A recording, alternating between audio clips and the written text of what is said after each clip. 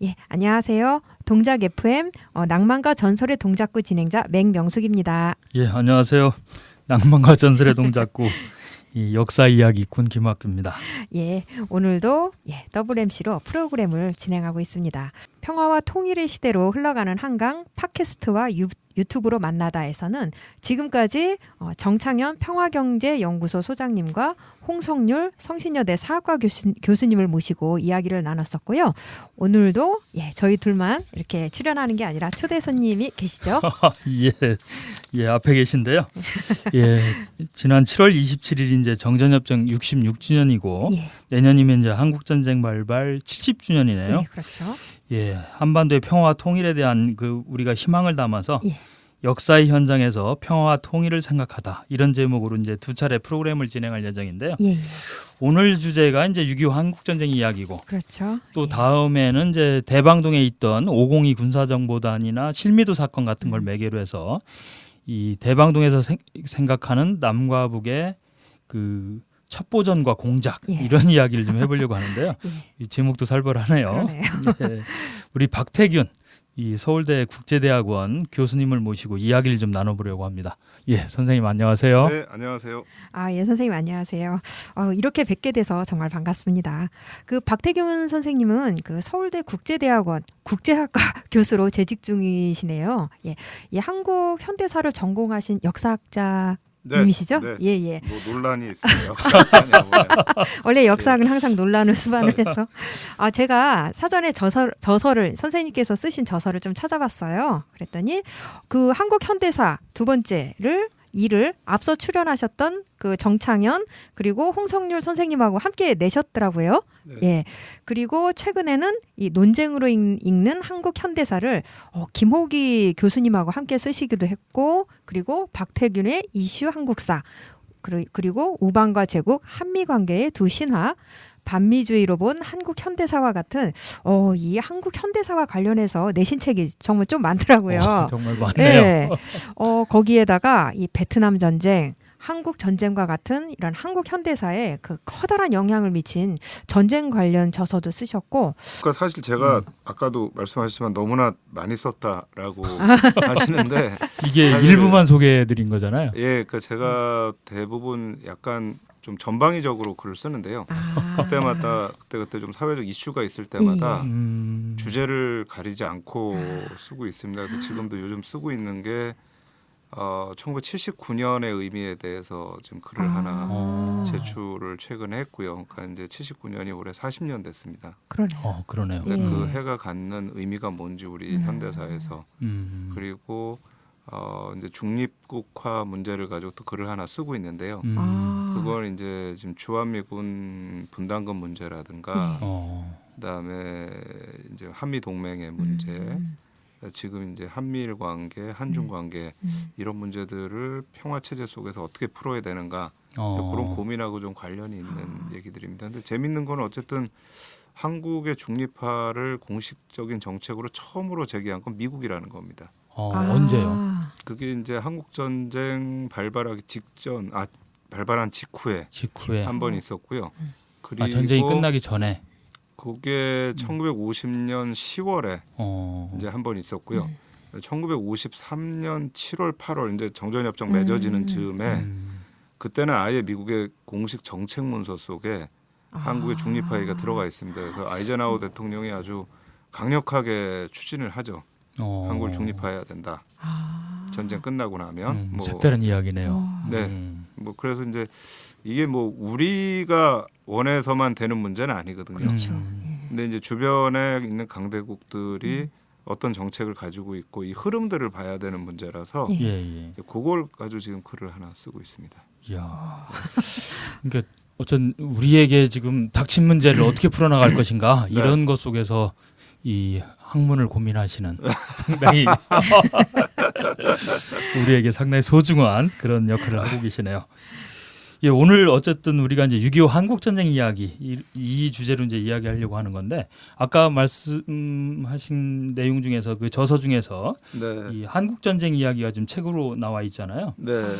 이 책이 제가 알기로는 상당히 좀 많이 팔린 걸로 알고 있는데 저 책이죠? 맞아요. 예. 얼마나 팔렸나요? 아니, 그런 민감. 저도 사실 정확히 모르겠습니다. 어. 이거를 어떻게 뭐 저랑 가까운 친구 출판사에서 냈는데 그냥 제가 믿고 맡기는 형이라서. 근데 제가 알기로는 아마 14세까지 찍은 걸로 알고 있는데 이게 나온 지 벌써 14년 됐기 때문에 그래서 상당히 오래됐죠. 그래서 그런데도 뭐 근데 중고판을 좀 내야 되는데 바빠가지고 못 내고 있습니다. 지금. 그 이후에 이제 새로 나온 자료들이 굉장히 많고 예. 상당히 흥미로운 연구들이 또 진행이 됐거든요. 그래서 사실 그런 게 반영돼서 좀 네. 이렇게 나오면 좋겠던데 저도 네. 전에 읽어보고 네. 너무 이 감명을 받아서 아유, 제가 한번 감사합니다. 연락을 해서 그것 좀 한번 개정판을 한번 내봐라 이런 얘기를 한번 했었던 기억이 나네요. 네네. 이제 그 종전선언이 아무래도 요즘 좀 많이 기대도 많이 했고 우리 국민들이 그래서 이 종전선언 이야기를 좀 안 할 수가 없는데 특히 지난해 이 남북 정상회담이 열리면서 이 이야기가 이제 많이 거론이 되기 시작을 했잖아요. 예. 지금 화면에 보이는 저 책, 네. 한국 전쟁의 그 부제가 지금 보니까 끝나지 않은 전쟁, 끝나야 할 전쟁이라고 되어 있어요. 네. 예. 그러면 이 전쟁, 이 끝나야 할 전쟁이 정전협정 66주년을 넘긴 지금도 여전히 이제 끝나지 않은 전쟁이라는 거잖아요. 네. 예. 그러면 이 정전협정은 이제 1953년 7월 27일 그때 이제 체결이 되었는데 왜 곧바로 이게 그러니까 종전 협정으로 나아가지 못했을까요? 종전 선언이죠. 예, 네, 그렇죠. 종전 선언이 되고 예. 이제 평화 협정을 맺어야 되는 거죠. 예. 근데 그 부분이 제가 사실은 이제 중고판을 내면은 좀 써야 되는 부분이거든요. 근데 예. 제가 이제 이 책을 쓸 때는 사실 주목하지 못했던 것이 정전협정이라는 사례들을 좀 찾아봤어야 됐어요. 다른 나라. 사례. 네네네. 그러니까 다른 어떤 세계사에서 정전협정이라는 건 언제 맺어지는가. 근데 제가 이제 쭉 그 한국전쟁 뭐 강의도 하고 연구를 하면서 찾아보니까 정전협정이라는 거는 대체로 전쟁이 끝나는 시점에서 맺어지는 협정들입니다. 근데 이 끝나는 게 양쪽이 무승부로 끝날 때가 아니고요. 어느 한쪽이 이길 때 맺어집니다. 그래서 이 일반적으로. 그래서 이 정전협정 맺은 걸 보면 1917년에 독일하고 소련이 정전협정을 맺습니다. 근데 그때가 17년은 러시아 혁명이 있었기 때문에 그렇죠. 그러니까 혁명하고 나서 소련이 더 이상은 전쟁을 지속할 수 없기 때문에 독일한테 항복을 하는 거죠. 그다음에 18년에 독일이 이제 이쪽에 프랑스 쪽과 정전협정을 맺습니다. 독일이 패배할 그렇죠. 때. 그리고서는 이제 19년에 베르사유 조약을 맺죠. 그게 예. 평화협정을 맺는 그렇죠. 거고. 43년에도 이탈리아하고 연합군이 예, 맺어요. 예. 이태리가 무솔리니가 예, 질 예. 때입니다. 그렇죠. 그러니까 이게 무슨 얘기냐면 그러니까 전쟁이 끝나서 평화협정을 맺어야 되는데 평화협정을 그냥 맺을 수는 없습니다. 이게 평화협정이라는 게요. 그 안에 들어가야 될 내용들이 굉장히 복잡합니다. 그러니까 전쟁에 책임 문제가 있고요. 예. 배상 문제가 있고 그렇죠. 그다음에 전쟁으로 점령했던 영토를 어떻게 할 것인가. 그다음에 전범 국가들의 영토는 어떻게 한정 지을 것인가. 그다음에 이후에 전범 국가들은 어떤 방식의 정치 경제 체제를 가질 것인가. 또 국제 관계는 어떻게 할 것인가. 이런 문제들을 평화협정에 넣어야 되기 때문에 전쟁의 이 적대 행위를 멈춘 이후에도 그걸 가지고 논의를 해야 됩니다. 그렇죠. 아까 말씀드린 거죠. 18년에 독일이 정전협정을 맺었지만 그리고 적대 행위 끝났습니다. 전투 끝났는데 1년 동안 이제 그걸 논의를 한 거예요. 그리고 나서 1년이 지나고 나서 1919년에 파리에서 평화협정을 맺는 거죠. 일본도 45년에 항복을 합니다. 사실은 미주리함에서 일본이 항복을 한 것이 어떻게 보면 그 정전협정을 한 겁니다. 그러니까 더 이상 이제 우리는 적대 행위를 벌이지 않겠다. 그리고 나서 6년 동안 준비를 합니다. 그렇죠. 1951년에 샌프란시스코에서 평화조약이 맺어지는 거죠. 그러니까 이 정전협정이라는 거는 실질적으로 평화협정의 전 단계로서 맺는 게 정전협정이거든요. 근데 이런 관점에서 보면 한국 전쟁에서 53년에 정전협정을 맺었다는 것 자체가 모순이에요. 그러니까 이 전쟁이라는 거는 사실 누구도 이기지 못한 전쟁이었거든요. 근데 그렇죠. 재밌는 거는 누구나 다 이겼다고 하는 전쟁입니다. 근데 이제 유일하게 미국만이 이기지 못한 전쟁이라고 평가를 하고 있는 거죠. 근데 그런 전쟁에서 정전협정을 맺어놓으니까 이게 평화협정을 가지 못하는 거예요. 그러니까 이게 평화협정을 가려면 이긴 쪽에서 진 쪽에 대해서 명확하게 책임 문제에 대한 규정들을 물어야 돼요. 그런데 이게 평행을 달리는 상태에서 전쟁이 중지가 된 거기 때문에 어느 쪽이 어느 한쪽에다가 책임을 못 묻는 상황이 돼버린 겁니다. 전쟁에 대한 책임을 그렇죠. 물는 근거가 없으니까. 근거가 없는 게 아니고요. 물을 수가 없는 상황이 된 거예요. 이거는 근거는 있죠. 왜냐하면 전쟁은 명확하게 북한의 지도부가 일으킨 전쟁입니다. 그러니까 그 책임을 물어야 되는데 이게 어느 일방의 승리로 끝났으면 책임을 묻고 배상을 하고 이걸 가지고 평화협정을 맺을 수가 있는 거예요. 근데 그렇게 되지 않았기 때문에 이게 이제 정전협정으로 맺어지고 그렇기 때문에 정전협정이니까 협정 내에 평화협정에 대한 규정이 들어가 있죠. 그러나 전쟁이 이렇게 끝났기 때문에 평화협정으로 나가지 못하게 된 겁니다. 그러고서는 66년이라는 시간이 흘러버린 거죠. 제네바에서 만났어도 별 의미가 없는 상황이 의미가 없는 거죠. 예. 거기는 뭐 서로가 상대방에게 책임을 묻는 거지 누구도 책임지려고 하지 않는 부분이고 상대방이 묻는 책임에 대해서도 인정할 수 없는 상황이죠. 그렇겠네.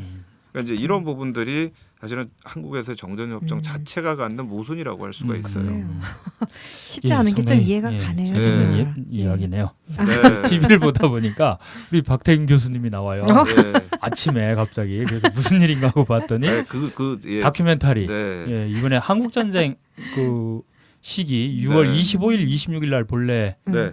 그 나왔던 방송이더라고요. 그것도 제목이 또 끝나지 않은 전쟁 이렇게 돼요. 근데 굉장히 좀 특이했던 거는요. 그러니까 저도 사실 PD가 알려주지 않아가지고 본방사수 못했고요. 나중에 이제 다시 보기를 통해서 쭉 봤는데 기존의 한국전쟁 다큐멘터리는 45년에 시작해서 한 54, 5년까지 했습니다. 그러니까 전쟁의 배경, 왜 일어났는지 그리고 끝나고 어떻게 됐는가까지만 얘기를 했어요. 근데 이 다큐멘터리 제가 보니까 물론 배경도 얘기를 했습니다만 전후에 사실 지금까지의 남북관계 또 남북미 관계까지도 쭉 담고 있다라는 게 굉장히 중요한 특징인 것 같아요. 그러니까 그게 사실은 오늘날 우리가 생각하는 한국 전쟁의 의미를 보여주는 게 아닌가. 그러니까 저희가 교과서도 보면 한국 전쟁 그러면 지도 몇 개 그려놓고 뭐 전선이 어떻게 되고 북한이 남침을 하고 우리가 인천 상륙 작전에서 올라가고 중공군 참여하고 공방하다가 결국은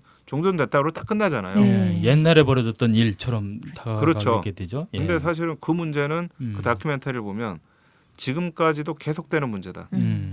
이 문제 아직 해결되지 않았다. 라는 거를 보여주고 있다라는 점에서 저는 굉장히 의미가 있는 다큐멘터리였다.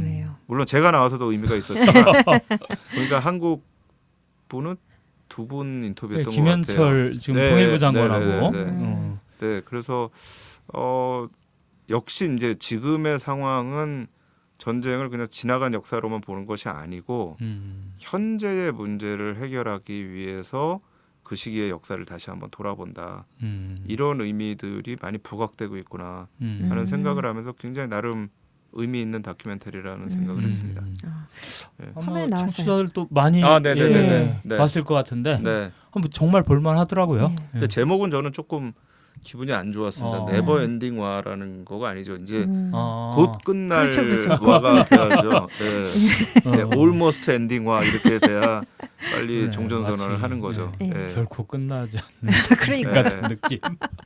그러니까 이제 저 다큐멘터리의 뒷부분을 보면 결국은 이 다큐멘터리 전쟁에 참여한 그런 나라들 사이에 끊임없이 의견의 불일치들이 일어나고 끊임없이 이제 어떤 사건들이 발생을 하고 이런 게 중심이 되니까 네버 엔딩이 돼버리는 건데 저희가 지금 추구하는 건 이제 그런 갈등들을 어떻게 잘 해소할 것이냐의 문제이기 때문에 저 영어 제목만 저는 조금 기분이 안 좋았습니다. 전 영어에 관심이 없어가지고 그냥 한글만 봤더니 지금 보게 되네.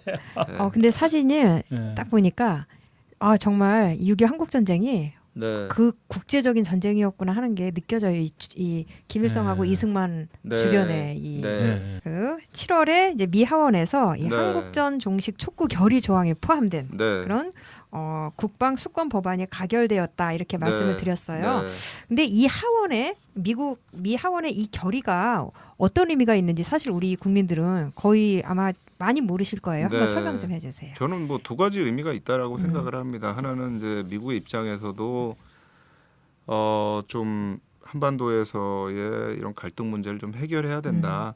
이 동북아에서 평화의 문제에 대한 관심을 보여주고 있는 그게 하나 있다라고 한다면 다른 한편으로 사실은 미국의 입장에서 네.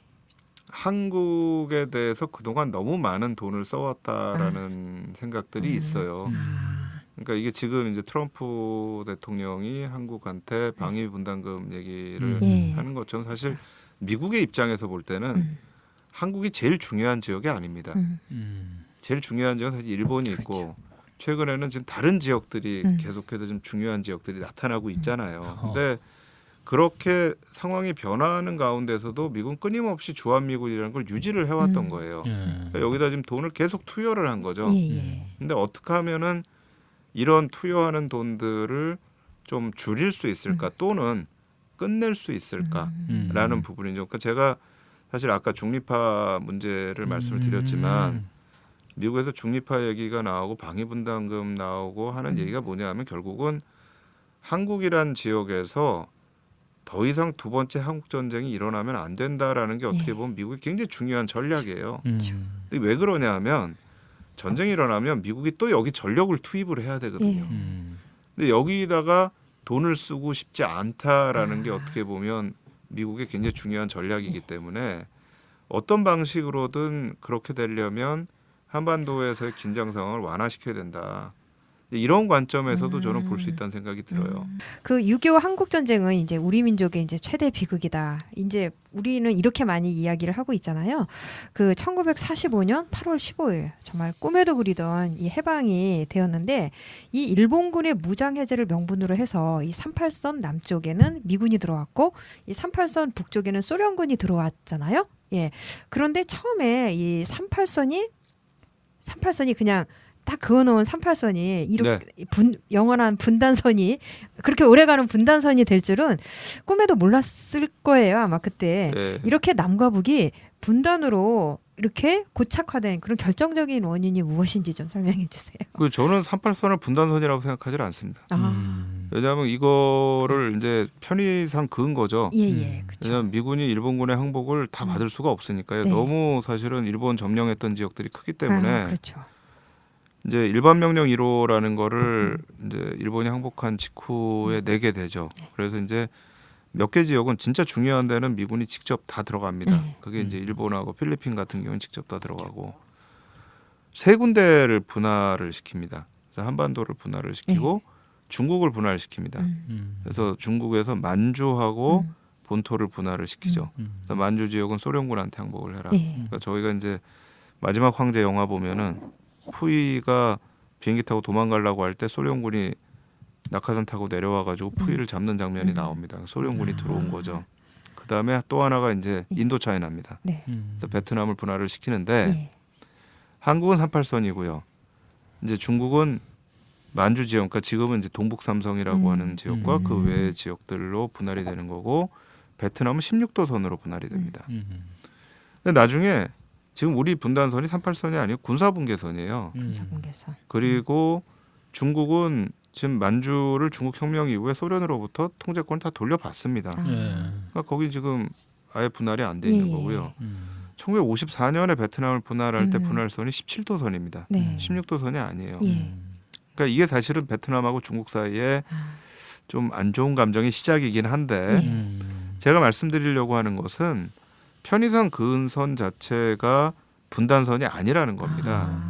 근데 우리 같은 경우에 지금 이렇게 된 거는 저는 사실은 외부로부터 이렇게 분할 점령한 것이 하나의 계기는 되었지만 저는 결정적인 요인은 아니었다. 결정적인 요인은 우리 내부에 있었다. 저는 그렇게 봐요. 특히 모스크바 삼상협정 이후에 소위 찬반택 논쟁이라고 하는 것을 통해서 좌우 간의 대립이 강하게 일어나게 되죠. 그렇죠. 근데 저희가 이제 기본적으로 생각을 해보면 일본이 패망을 하고 해방을 했다라고 한다면 그 정치 구도는 독립운동을 했던 세력과 일본에게 협력을 했던 특히 이 불의의 전쟁에 협력했던 세력 사이에 그런 구도가 돼야 됩니다. 대립 구도가. 그렇죠. 예. 그런데 이 대립 구도가 모스크바 삼상 협정으로 인해서 좌우 대립 구도가 되어버립니다. 그렇죠.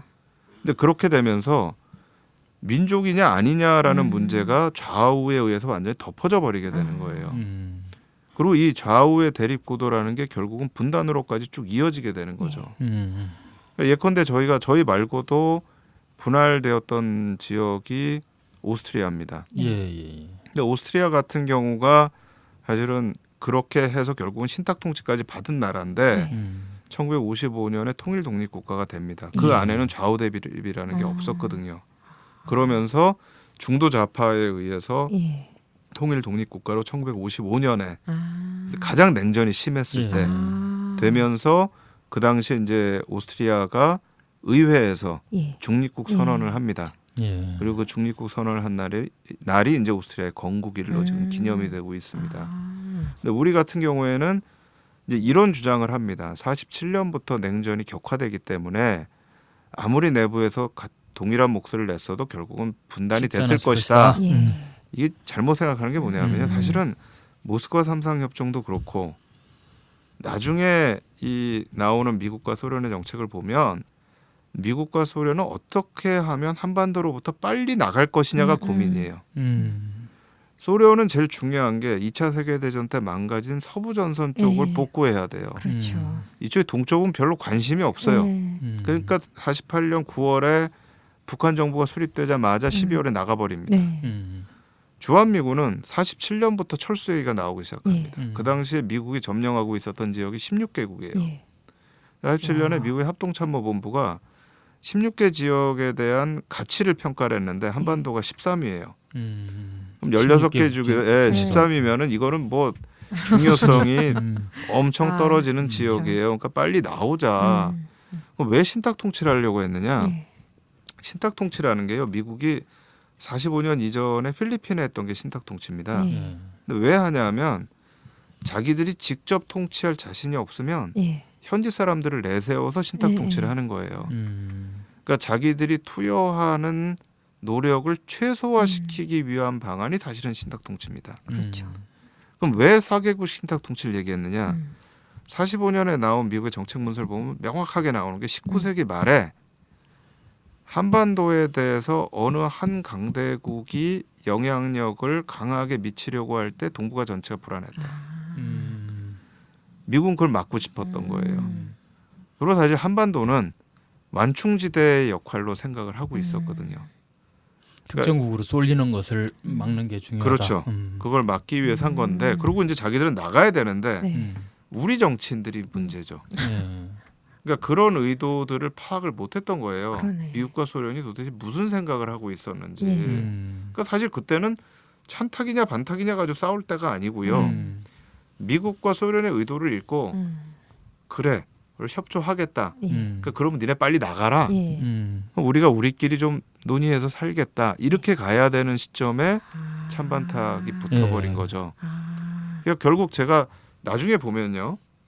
남한과 북한에 간 정치인들이 어떤 사람들인가 보면 좌익과 우익이 꼭 남한 북한으로 나눠지질 않아요. 우익 중에도 북한 간 사람이 있고요. 좌익 중에도 남한 남은 사람들이 있습니다. 근데 어떻게 보면 남한에는 반탁 세력이 남았고요. 북한에는 소위 얘기하는 찬탁 세력들이 올라간 거예요. 그리고 더 구체적으로 얘기하면 남쪽에는 이승만하고 같이 절대 못 살겠는 사람들, 북쪽에는 김일성, 박헌영과는 못 살겠는 사람들이 결국은 북쪽에서 남쪽으로 온 거죠. 그러니까 예컨대 식민지 때, 일제강점기 때 2차 공산당 당수했던 김철수는 북으로 안 갑니다. 남쪽에서 계속 살다가 80년대 죽어요. 또 일제강점기 때 제일 유명 공산주의자 중에 하나였던 조봉암도 북으로 안 갑니다. 여기 있죠. 근데 민족주의자 중에 유명했던 이국노라든가 홍명이라든가 김두봉 이런 사람들 북으로 갑니다. 이 사람들은 이승만하고 못 사는 사람들이에요. 그러니까 이제 이런 부분을 가지고 본다 그러면 저는 이 분단 문제는 외부의 문제를 가장 결정적이라고 보면 안 된다라고 생각해요. 특히 우리가 지금 그러면 분단 문제 어떻게 극복할 거냐라고 했을 때 외부로부터 분단이 됐다면 이제 외부가 우리를 해결해 줘야 돼요. 예. 근데 지금 그렇지 않거든요. 그렇죠. 이 분단 문제 우리가 풀어야 그렇죠. 됩니다. 그러네. 그러네요, 그런 진짜. 부분에서 저는 분단 문제에 대해서는 저희가 음. 좀 새로운 시각을 가질 필요가 있다는 생각이 들어요. 우리가 하기 여하에 따라 충분히 극복할 수 있었는데 네. 예, 그 당시 그렇게 못했다는 거고 지금도 예, 똑같죠. 지금도 예, 우리가 어떤 국제 접근을 해야 하느냐. 정세를 잘 읽어야 됩니다. 음. 우리가 소위 얘기하는 게 이제 위시풀 띵킹이라는 얘기를 합니다. 예. 그게 뭐냐 원하는 대로 생각하는 거예요. 근데 그게 최근에 드러났던 게 하노이 회담이죠. 예. 될 거라는 생각만 했지 그렇죠. 그게 안 되면 어떡할 건가에 네. 대한 생각은 전혀 안 하고 있었던 거예요. 음. 근데 사실 국가의 전략을 얘기할 땐 첫 번째는 외부의 세력들이 어떻게 생각하는가를 객관적으로 잘 읽어야 됩니다. 예. 내 입장에서 읽으면 안 됩니다. 두 번째는 그걸 갖다 놓고 여러 가지 플랜들을 만들어 놔야 돼요. 플랜 A, B, C, D를 만들어 놔야 돼요. 어떤 결과가 나올지 네. 모르거든요. 그렇죠. 근데 제가 말씀드렸던 중립국이라는 것도 그런 거예요. 그렇게 가자는 감은 좋지만 꼭 가자는 게 아니고 그것도 하나의 플랜 B로서 정부는 생각하고 있어야 돼요. 근데 그런 측면에서 사실 45년 이후에 우리 지도자들이 저는 무한대의 책임을 져야 된다라고 생각을 합니다. 예. 그래요, 진짜. 뭐, 당시에 그러니까 어떻게 잘못 판단해서 북한 지도부가 북한이죠. 예. 네. 그런 오판을 했을까?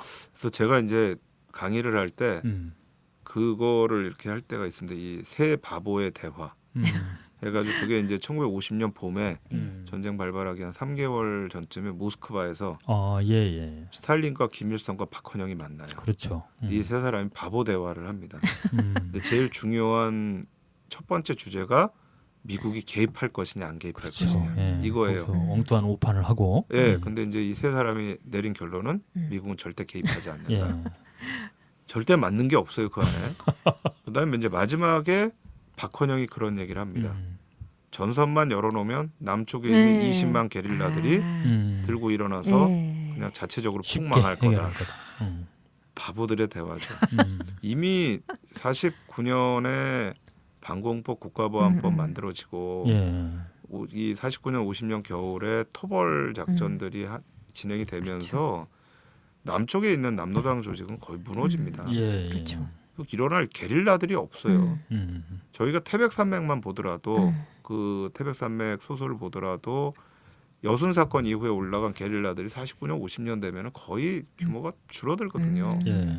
뭘 할 수 있는 규모가 아니에요.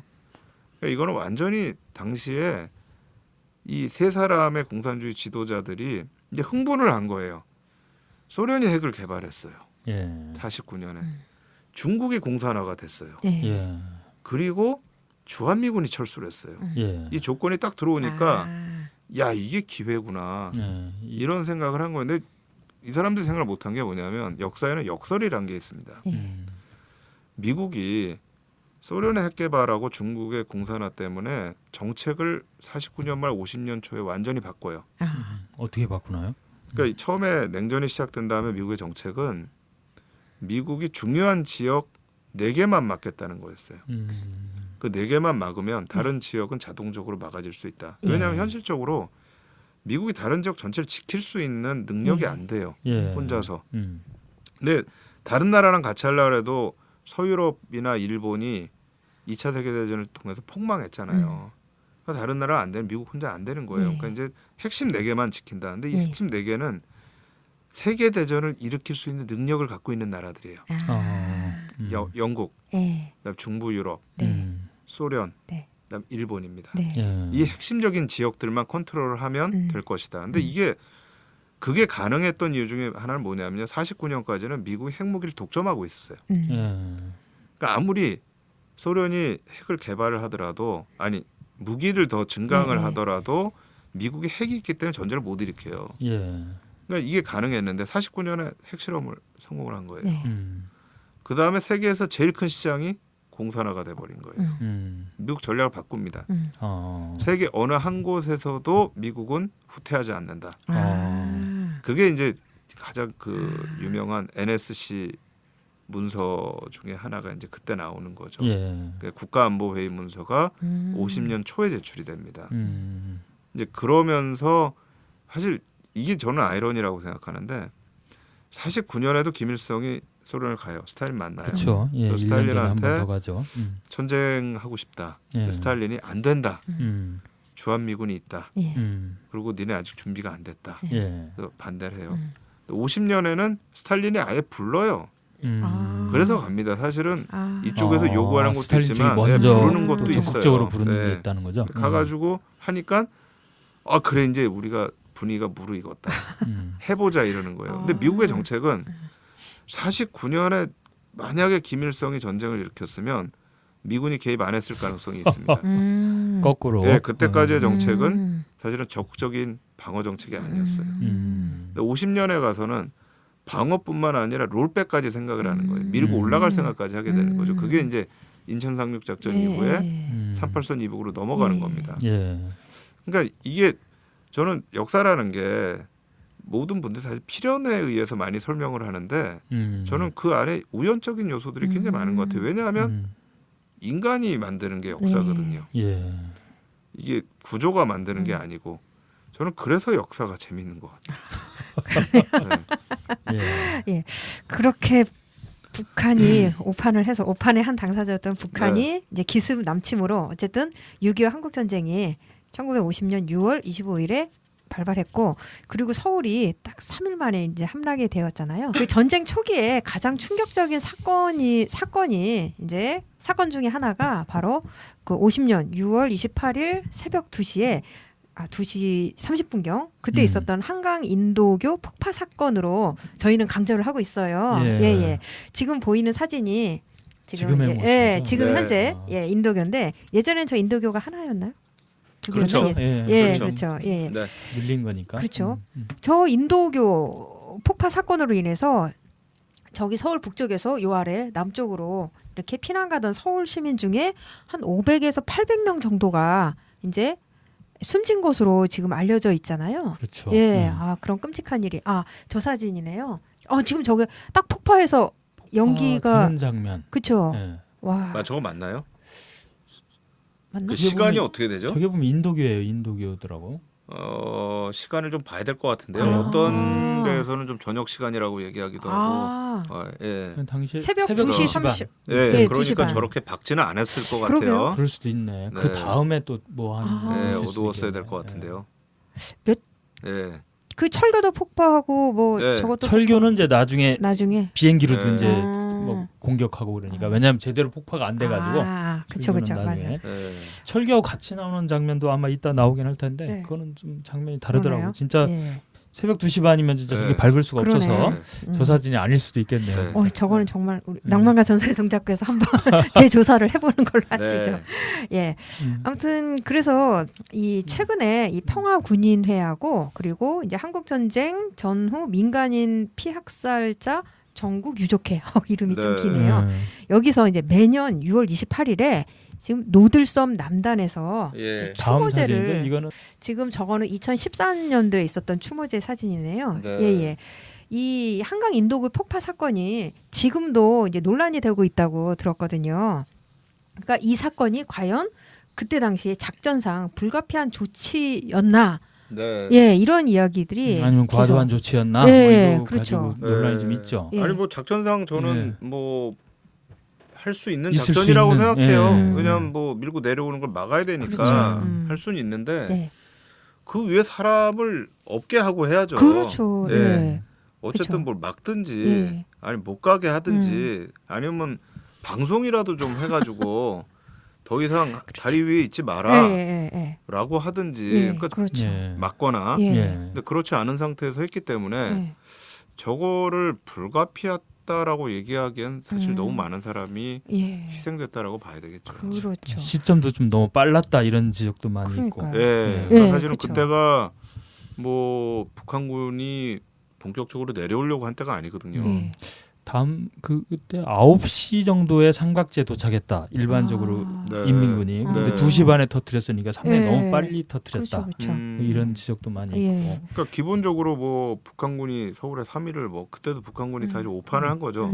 두 가지 이유가 있는데 하나는 사실 춘천에서 막혀가지고 춘천에서 내려오는 거하고 여기서 내려가는 거하고 해가지고 이제 후퇴하는 한국군들을 좀 자르려고 하는 부분들이 있었는데 또 하나는 이제 일부 그 한국전쟁 전문가들은 그 얘기를 해요. 그러니까 서울만 점령하려고 했다 처음에. 그래서 이제 국회의원들을 잡고 해가지고 남북국계 통일선언하고 끝내려고 했다. 예전에 좀 그런 주장을 네, 하다가 있었죠. 근데 자료를 보니까 그건 아니었더라. 그래서 이제 뭐 그런 얘기도 있고. 근데 어쨌든 3일을 머물거든요. 건너지를 않고. 그런 상황을 본다 그러면 뭐 밀리고 있었기 때문에 급한 상황이었지만 뭐 여러 가지 문제가 생길 수밖에 없는 사건이었다는 생각합니다. 또 납북된 그 김규식 선생이라든지 이런 가족들이 네. 국가를 상대로 소송도 했었어요. 네. 저게 저렇게 하는 바람에 피난도 못 가고 납북된 거 아니냐. 그럴 수도 있습니다. 소송을 했었는데 법원의 판결은 불가피한 선택이었다. 그래서 그것 국가를 상대로 해서 그래서 책임을 물을 수 없다. 이렇게 결론이 났어요. 그럼 그 당시에 처벌받은 군인은 뭐예요? 그러게요. 뭐 때문에 처벌받은 거죠? 그 한강 인도교 폭발을 담당했던 그 최창식 공병감이 결국은 이 책임을 뒤집어쓰고 사형에 처해졌었던 거잖아요. 그러니까 그게 이제 국회에서 문제가 되니까 여론이 워낙 안 좋아지고 하니까 꼬리 자르게 한 거죠. 그런 건데 그럼 그 부분은 뭔 책임을 진 거죠? 그랬다가 나중에 63년인가 가면 62년인가 3년인가 하면 또 무죄. 다시 또 그렇게 판결을 해요. 워낙 또 그 집에서 또 억울하다. 그렇죠. 왜 우리가 다 책임져야 하느냐 이렇게 되니까. 근데 우리가 뭐 잘하는 거 있잖아요. 꼬리 자르는 거. 뭐든. 이게 한강선 방어 전투가 또 중요한 역할을 했다 이런 이야기가 최근에 좀 많이 이야기하는데 우리가 이제 동작구다 보니까 그 한강선 방어 전투에 대한 또 관심도 갖게 되고 그래요. 최근에는 또 우리 이렇게 요 사진을 보시면 노들공원에 그 한강 인도교 건너편이에요. 거기 노들공원에 이 한강선 방어 전투 기념비가 만들어졌어요. 최근 한 3년 전인가 최근에 만들어진 거죠. 이렇게 만들어지고 거기에 몇 개 뭐 메가더도 나오는 사진도 나오고 막 이렇게 하는데 이 한강선 방어 전투가 그 당시 한국전 초기에 어느 정도 역할을 했다고 봐야 하는가 뭐 이런 거에 대해서 한번 말씀 좀 한번 해주시죠. 글쎄 저는 사실은 이 부분은 그렇게 잘 익숙한 부분은 아닙니다. 그러니까 이제 춘천 쪽 얘기는 많이 되고 있고요. 그렇죠. 김종호 사단. 네네네. 그리고 이쪽도 사실 북한군이 한강을 건넌 것 자체가 이제 28일 날 서울을 다 점령을 했지만 7월 초에 돼서야 이제 한강을 건넌 거기 때문에 아마 이러한 전투들이 분명히 있기는 했었을 거예요. 그래서 그거에 대한 최근에 이제 역사적 발굴을 통해서 얘기가 나왔지만 사실 그 동안은 이 얘기가 그렇게 중요하게 강조가 안 됐었죠. 전쟁사에서는 강조가 안 됐었던 얘기들이죠.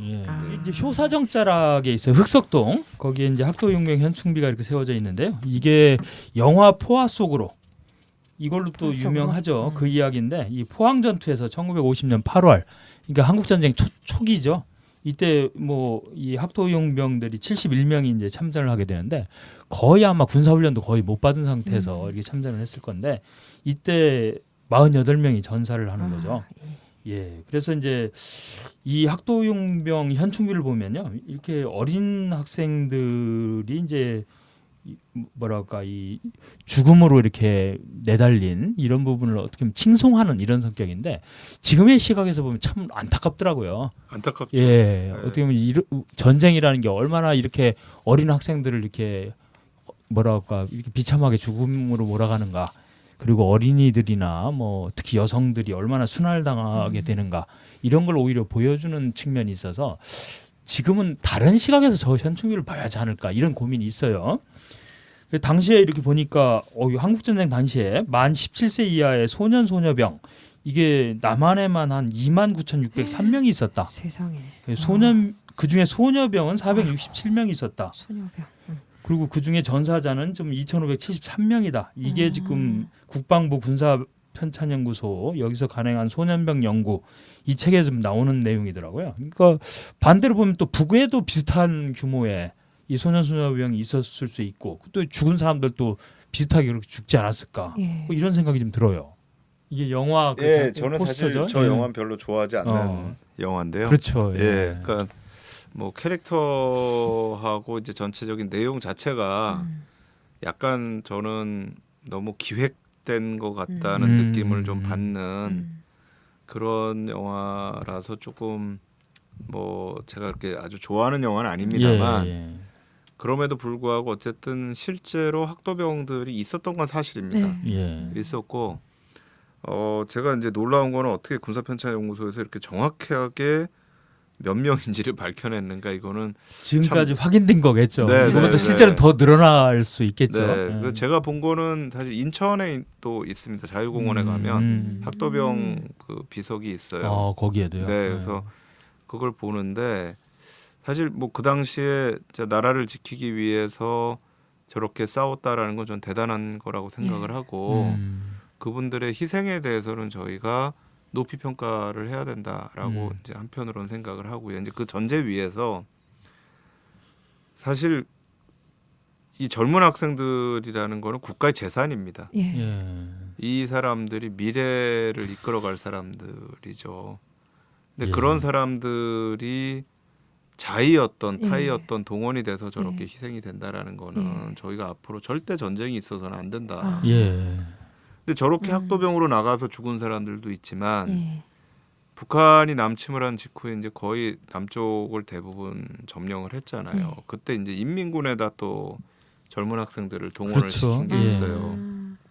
그렇게 해서 또 인민군으로 희생이 된 사람들이 있습니다. 근데 저희가 지금은 이제 한국군으로 나가서 희생된 그런 학도병들만 기리고 있는데 사실 자의가 아니고 타의에 의해서 인민군에게 징집돼 나갔던 그런 사람들의 스토리도 저는 굉장히 좀 슬픈 스토리인 것 같아요. 그러니까 결론적으로는 저희가 사실 지금 뭐 평화협정 얘기하고 종전선언 얘기하는 것이 이 땅에서 저희 후배들이 또는 후손들이 더 이상 이런 불행한 사태가 있어서는 안 되겠다라는 거고 사실 이 학도병들이라는 것이 저는 왜 그런 전쟁이 더 있어서는 안 되는가를 가장 잘 보여주는 사례라고 분명하게 생각을 보여주는 합니다. 사례. 이 포항 전투에서 사망한 48명의 이 학도 의용병 중에 그 동성중학교 3학년이었던 이우근이라는 학생이 있었대요.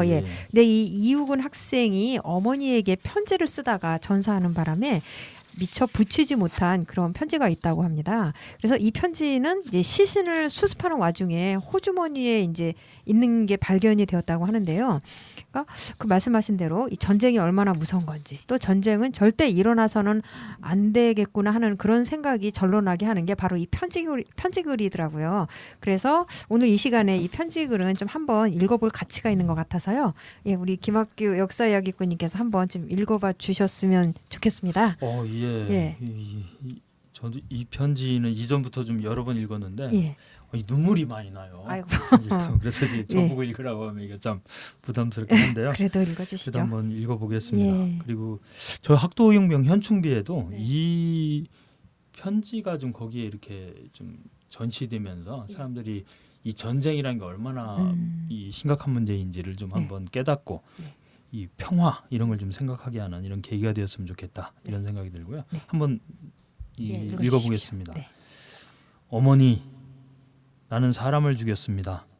그것도 돌담 하나를 사이에 두고 10여 명은 될 것입니다. 나는 4명의 특공대원과 함께 수류탄이라는 무서운 폭발 무기를 던져 일순간에 죽이고 말았습니다. 수류탄의 폭음은 나의 고막을 찢어버렸습니다. 지금 이 글을 쓰는 순간에도 귓속에는 무서운 굉음으로 가득 차 있습니다. 어머니, 적은 다리가 떨어져 나가고 팔이 떨어져 나갔습니다. 너무나 가혹한 죽음이었습니다. 아무리 적이지만 그들도 사람이라고 생각하니 더욱이 같은 언어와 같은 피를 나눈 종족이라고 생각하니 가슴이 답답하고 무겁습니다.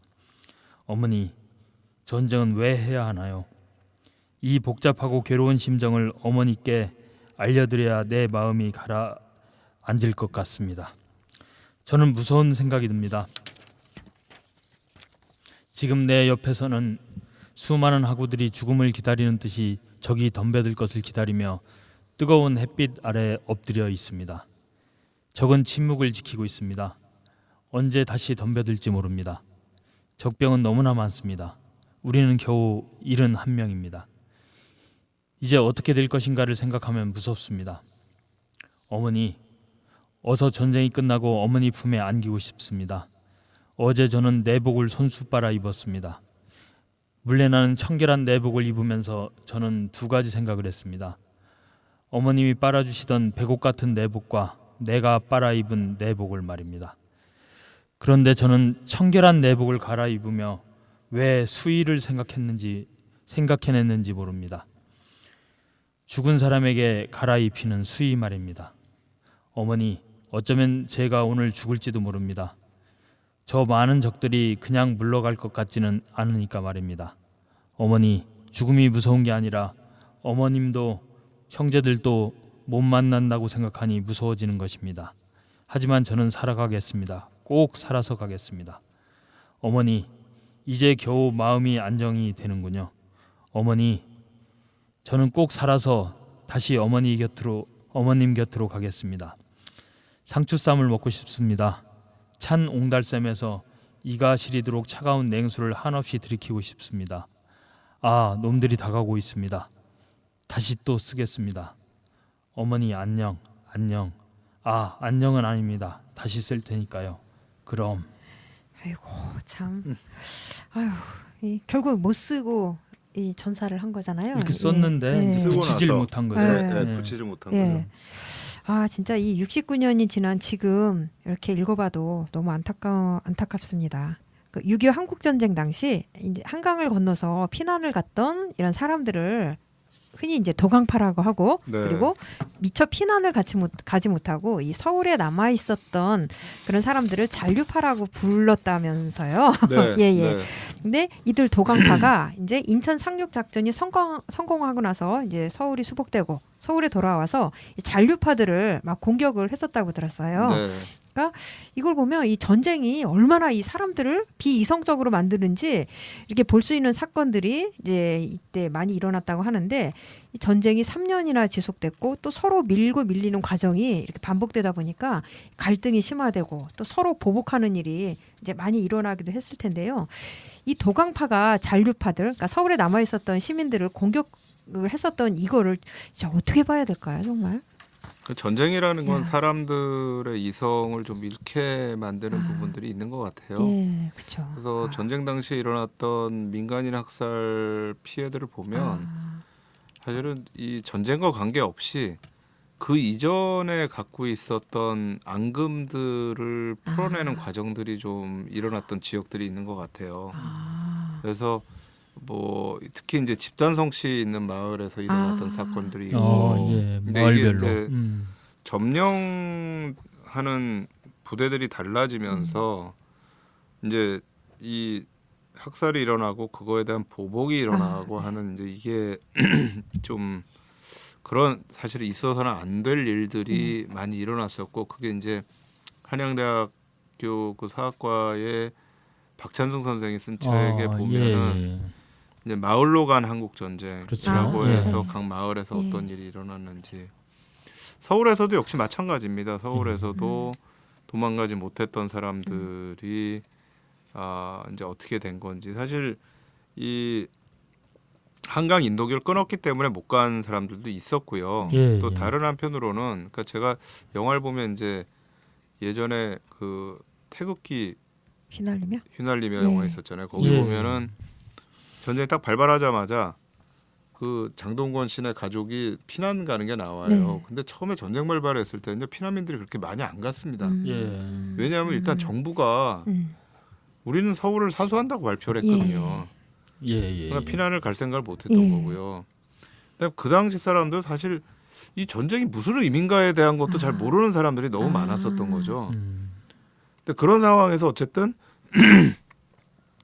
한국 정부와 관련이 되거나 군인이나 경찰, 공무원과 관련된 사람들은 일단은 피난을 간 거죠. 예. 정보도 먼저. 그런데 그 와중에서 한강 인도교 폭파 사건 때문에 예. 많은 사람들이 희생을 당했고 그 외의 사람들은 뭐 이렇게 저렇게 하다 보니까 있게 된 거죠. 예. 근데 이분들이 인민군이 점령하고 있는 동안에 여러 가지 이 동원이 됩니다. 예. 예컨대 아까 인도교가 폭파됐다 그러면 그 옆에 예. 다리를 다시 놔야 되잖아요. 예. 그냥 어떻게 자기 북한 군만으로 놓겠어요. 그러니까 그건 전투하러 가고 예. 서울 사람들 동원해가지고 이런 걸 시키는 거죠. 예. 예. 그럼 거기에 동원돼 나갔던 사람들 니네 공산주의에 협력한 거 아니냐 예. 하고 와서 사실 그 다음에 부역자로 처벌을 하게 예. 되는 겁니다. 그렇죠. 그러니까 이게 아마 제가 보기에는 한강 인도교를 양쪽으로 해서 이 동작구 쪽에도 저는 그런 피해자들이 분명히 있었을 것이다 예. 라는 생각을 하고요. 또 저쪽에는 용산구인가요? 예, 용산. 예, 그쪽도 사실 많은 피해자들이 있었을 거고요. 사실은 이쪽이 용산 마포 이쪽이 예. 사실 여기 시장이 많이 섰었거든요. 그렇죠. 예. 애들이 들어와 가지고 음. 그 당시에는 이 저 육로 교통수단이 많이 발전을 안 예. 했었기 때문에 예. 그쪽에 나로 있는 타고 사람들이 예. 대부분 그렇게 해서 많이 처벌을 받았을 거예요. 예. 근데 이게 너무 심하니까 음. 정부에서도 법을 만듭니다. 부역자 처벌 함부로 하지 마라. 아. 예. 부작용이 일어나고 하니까. 예. 그러니까 그 정도로 사실은 음. 부작용이 심했다라는 겁니다. 예. 아. 그러니까 이게 전쟁이라는 게 있어서는 안 되는 게 음. 인간을 이성적이지 않게 만들어 버려요. 예. 그렇죠. 그러니까 저희가 뭐 2차 세계 대전 때 학살들, 예. 독일과 일본이 저질렀던 학살들, 또 베트남 전쟁에서 나왔던 학살들, 그 다음에 뭐 이라크라든가 아프가니스탄 지금도 예. 일어나고 있는 학살들, 예. 아프리카라든가 예. 전쟁이 없어이죠. 그렇죠. 네. 그렇죠. 이게 한강에서 보니까 뭐 지금 이야기하신 그런 부분도 있고 또 그거보다는 뭐 좀 부차적이긴 하지만 이게 또 이제 한강을 사이에 두고 몇 번 왔다 갔다 하다 보니까 예.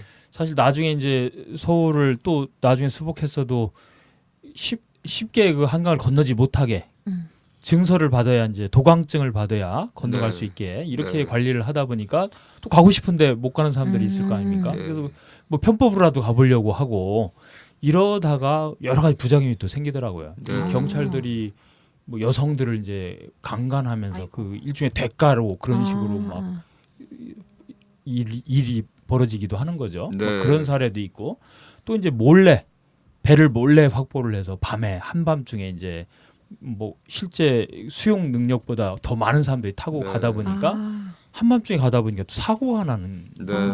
이런 것도 당시에 좀 언론에 음. 자주 나오더라고요. 그러니까 그 당시 어쨌든 우리 동네 이 주변에서 여러 가지 어떤 전쟁의 후유증 이런 것이 좀 다양하게 나타나면서 네. 많은 사람들이 좀 고통받고 이 심지어 극단적으로 이제 죽음에 이르게 되는 과정 이런 것도 네. 상당히 많이 있었던 것 같아요. 네.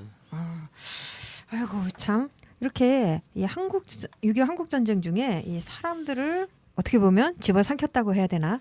예, 죽음으로 이렇게 끌어당겼다고 해야 한강이 되나? 좀 그런 역할을 예. 했습니다. 참. 그 무서웠던 그 한강을 그 뭐라 그럴까? 이제는 어떻게 하면 한반도의 그 평화 통일을 상징하는 강으로 바꿀 수 있을까 하는 그런 고민이 있고요. 네. 저희 지금 하고 있는 프로그램 주제도 평화 통일의 시대로 흐르는 한강이잖아요. 그렇죠. 제목이. 예. 예. 그래서 그 보니까 얼마 전에 제가 기사를 보니까 그 남과 북이 임진강하고 만나는 그 한강 하구를 남과 북이 공동으로 이용하기 위한 뭐 공동 수로 조사도 뭐 하고 있다 이런 기사를 봤거든요. 예. 되게 고무적인데 그러면 어떻게 하면 한강이 한반도의 평화와 통일에 기여하는 역할을 할 수 있을까 하는 그런 생기네요. 한번 예. 이야기 좀 해주시죠. 아니, 중요하죠. 한강. 예. 근데 그 한강하고 쪽이 저는 특히 예. 그게 저는 골든 트라이앵글이라고도 얘기를 하는데 그러니까 저희가 이제 그 새로운 게 송도가 있잖아요. 네. 인천 예. 송도하고 개성하고 음. 이 해주를 잇는 저는 저는 요 참. 지역이 사실 이제 중국하고 무역을 하는데 굉장히 중요한 저는 지역이 돼야 된다고 생각을 해요. 뭐 중국뿐만 아니라 사실 예. 인천공항이라고 하는 예. 인프라가 있기 때문에 그렇죠. 그것도 있고. 예, 그 인프라하고 이제 평택항이 조금 내려가 있기는 예. 합니다만 예. 이거를 해주하고 개성하고 잘 연결을 하면 저는 여기 황금지대로 만들 수 있을 것 같거든요. 예. 그렇겠네요. 그러니까 중국에서도 지금 산동반도 쪽에 보면은 그 청도하고 위해하고 연태가 가장 가까이에 있고 위로 올라가면은 대련이 연태고량주 있습니다. 나오는데. 예, 예, 예. 따렌이 있습니다. 여순 옛날 이제 여순 지역이죠. 예. 거기가 이제 중국에서는 보아이만이라고 해서 제일 중요하게 네. 생각하는 그렇죠. 데인데 예. 이거를 연결할 수 있는 아. 중요한 지역이고 그러네요. 사실 이게 연결이 되면 남북 문제뿐만 아니라 한중 문제까지도 저는 많이 풀릴 해결될 수 있다. 있는 네. 부분들이 분명히 존재한다라고 그러네요. 생각을 해요. 예. 아. 그래서 이제 그거는 이제 한강 주변에 있는 모든 지역에서 다 네. 염원을 해야 되겠죠. 네. 예. 이게 이 한반도의 평화 이런 관점에서도 중요하고 네. 이 동아시아 문제를 좀 풀어나가는 데 있어서도 그럼요. 이게 상당히 중요한 지역이 될 그럼요. 수 있다. 네. 예, 좋은 말씀. 네. 우리 희망을 갖게 하는. 근데 이게요 하다 보면 결국 돈 문제예요. 예. 제가 중국과의 관계도 돈 문제. 보면 예. 중국이 사드 문제 같은 때에 저렇게 안 나올 수 있도록 하는 방법이 뭐냐 하나거든요. 중국 투자자들이 한국에 많이 투자를 하면 예. 그럼 저렇게 정부가 함부로 못해요. 아. 자기 투자자들을 보호를 해야 되거든요. 어. 근데 우리가 중국에 투자하는 거에 비해서 중국이 우리한테 투자하는 게 작은 거예요. 예. 그러니까 북한도 보면 지금 미국하고 평화협정을 얘기하면서 이 김정은 위원장이 얘기하는 중요한 것 중에 하나 뭐냐면 미국하고 관계 정상화를 할 때 중요한 조건 중에 하나가 미국의 비즈니스맨들이 들어와야 된다는 거예요. 예. 돈을 투자를 해라. 그러니까 이게 자기 체제 안정의 중요한 부분이 대사관만 열어줘서는 안 돼요. 예. 예. 미국 돈이 굴러가고 있어야 네. 미국이 여기다가 전쟁을 안 할 거라는 생각을 하는 거죠. 어. 그러니까 이제 그 부분에서 저는 여기 한강 하구 지역들을 어떻게 개발하느냐 문제가 한중 관계에서 굉장히 중요할 수 있다라고 저는 생각을 예. 해요. 그걸 좀 더 확장해서 이제 우리 동작국까지 그러게요. 지키는 끌고 오셔야죠.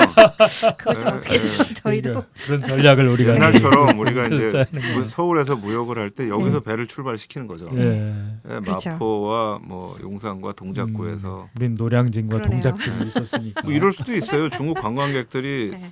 크루즈 타고 여기까지 들어오게 만드는 거죠. 아, 네. 좋네요. 예, 오늘 박태균 교수님 오셔서 정말 좋은 말씀을 해주셔서 감사드립니다. 고맙습니다. 예, 오늘 수고 많으셨습니다. 고맙습니다. 감사합니다. 예.